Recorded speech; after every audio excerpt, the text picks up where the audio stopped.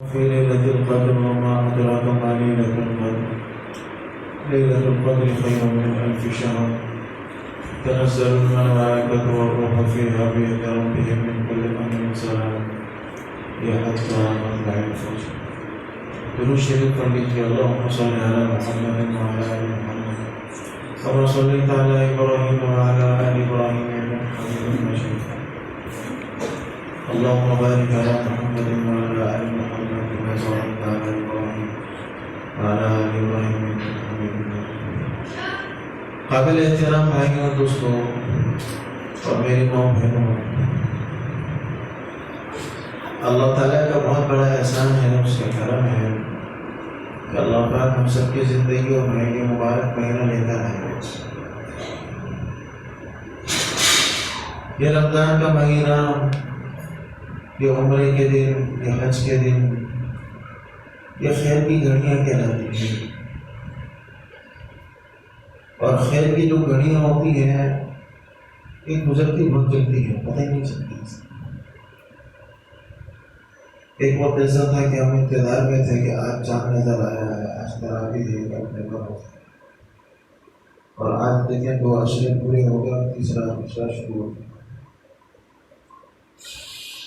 تو ایک دن ایسا آئے گا کہ چاند نظر آ جائے گا عید کا، اور کل صبح عید ہے.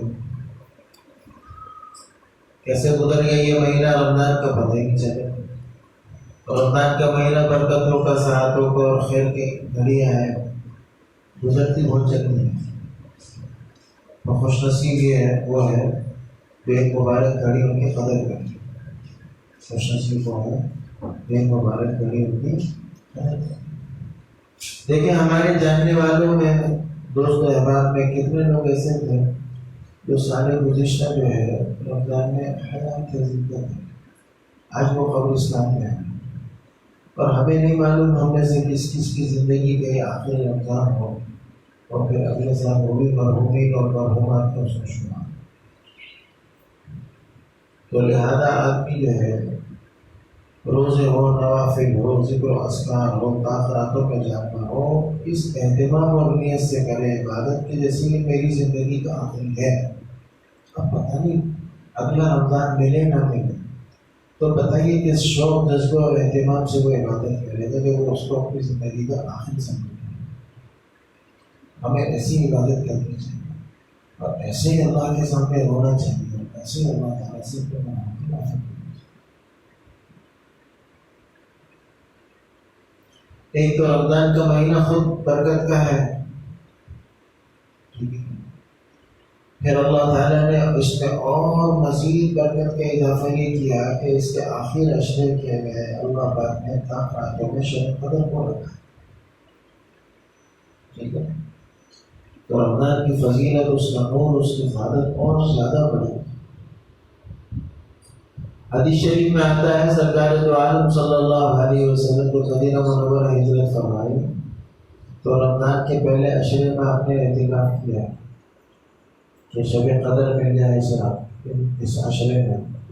تو جب پہلا عشرہ گزرا تو پھر آپ نے دوسرے عشرے کی بھی نیت کری اپنی مسجد میں. دیگر صحابہ کرام بھی تھے آپ کے ساتھ اعتکاف میں. تو جب دوسرا عشرہ بھی اختتام کو ہوا تو پھر آپ نے ارشاد فرمایا کہ دیکھو بھائی، مجھے یہ حکم دیا گیا ہے اللہ تعالیٰ کی طرف سے کہ وہ مبارک رات جو شب قدر کی ہے، فرمایا وہ آخری عشرے میں اللہ نے رکھی ہے تاخراتوں میں. لہٰذا جو میرے ساتھ شروع مہینے سے اعتکاف میں ہے وہ آخری عشرے کی بھی نیت کرتے ہیں. تو یہ پورا مہینہ ہم بیٹھے مسجد پورا ہے.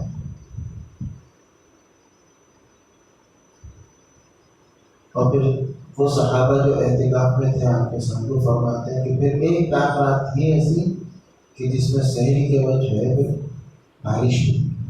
حضور علیہ السلام کی جو مسجد تھی بالکل کچی مسجد تھی. جب برسات ہو جاتی نا تو فرش پہ کیچڑ ہو جاتا تھا، بالکل گیلی ہو جاتی تھی. ہلکی ہلکی فوار ہو رہی تھی، میرا چل رہا. اس لیے حضور علیہ السلام نے فرمایا کہ تم رمضان کے آخری جو عشرہ ہے، فرمایا اس کے تاخراتوں میں شب قدر کو تلاش کرو. فرمایا اب ایک رات تو گزر گئی گزشتہ رات، اب رہ گئی کل 4 راتیں.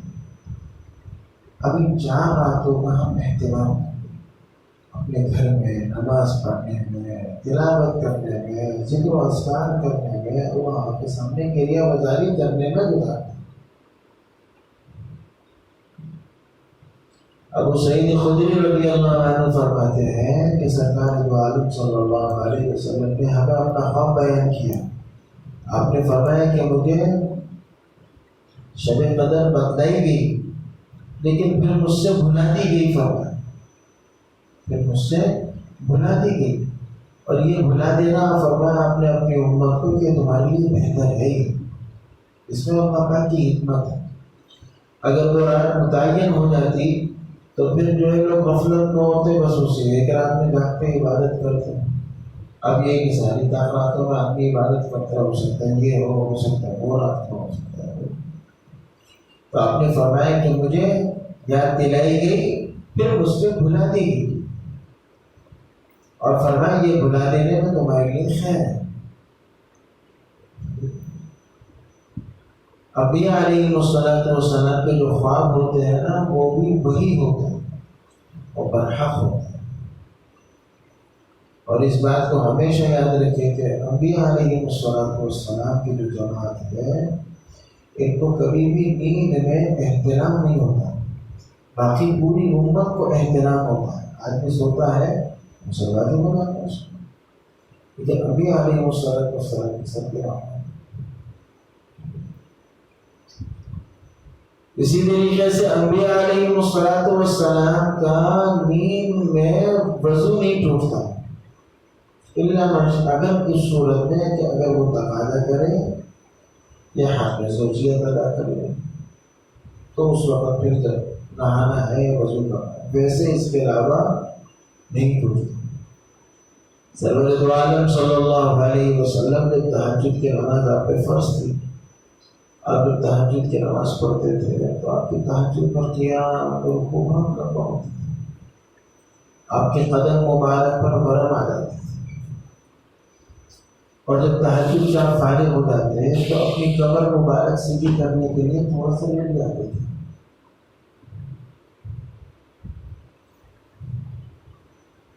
تو جب آپ لیٹ جاتے تھے تو آپ کی سانس چلتی تھی، ایسا لگتا ہے جیسے آپ گہری نیند میں ہیں. پھر بلال اذان دیتے فجر کی اور اس کے بعد آپ اٹھتے اور مسجد میں جا کے نماز پڑھاتے.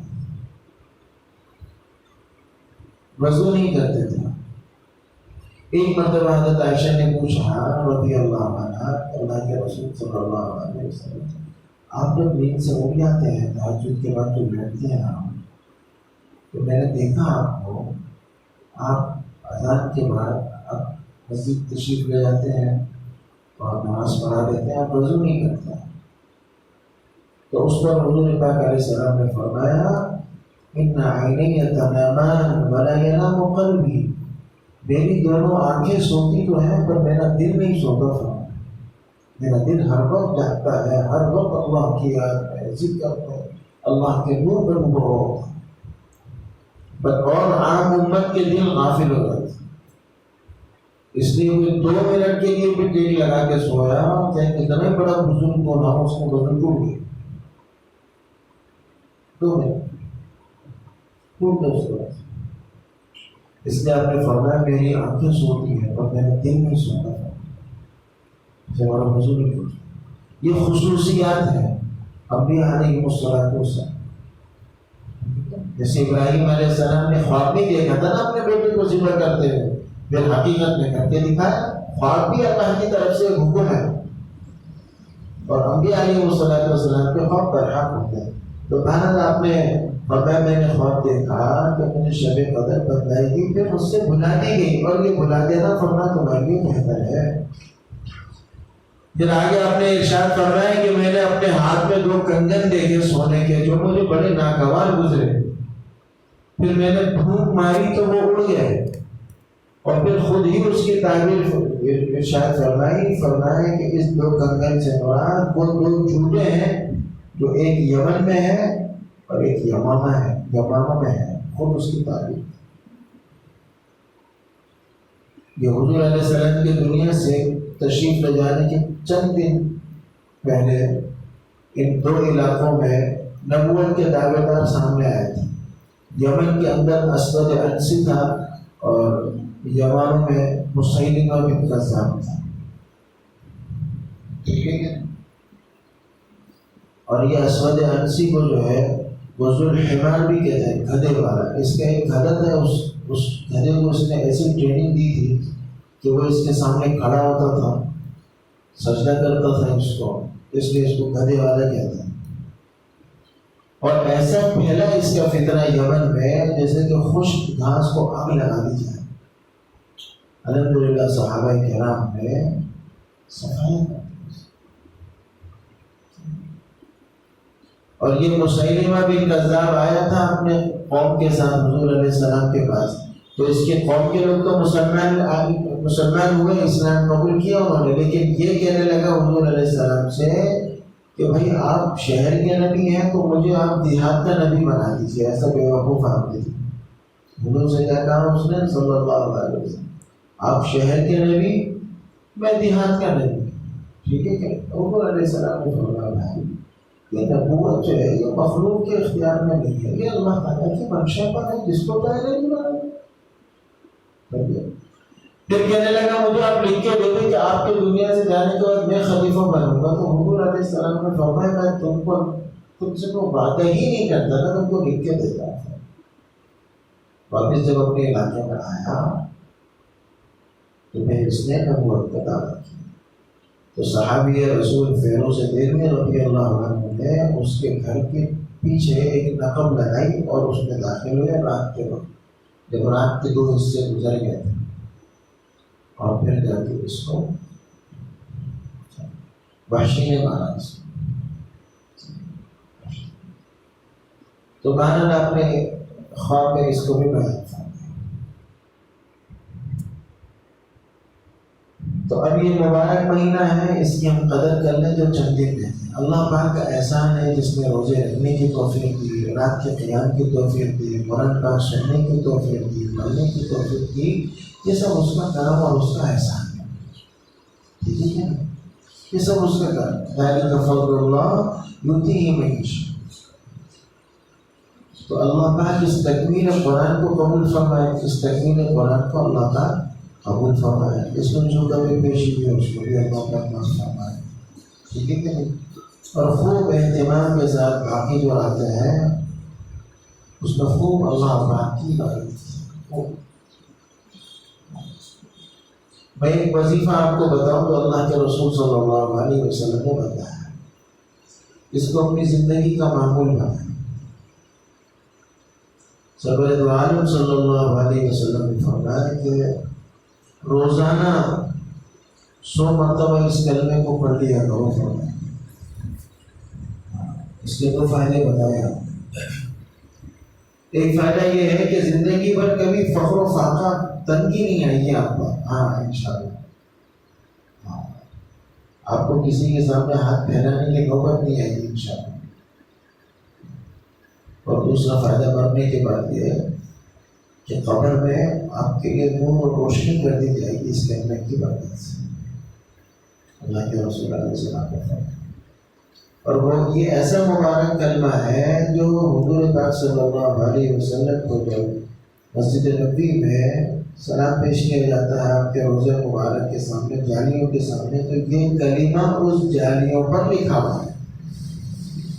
ٹھیک ہے، یہ کلمہ ان جعلی مبارک پر بھی لکھا ہوا ہے. یہ اتنا وزنی کلمہ ہے.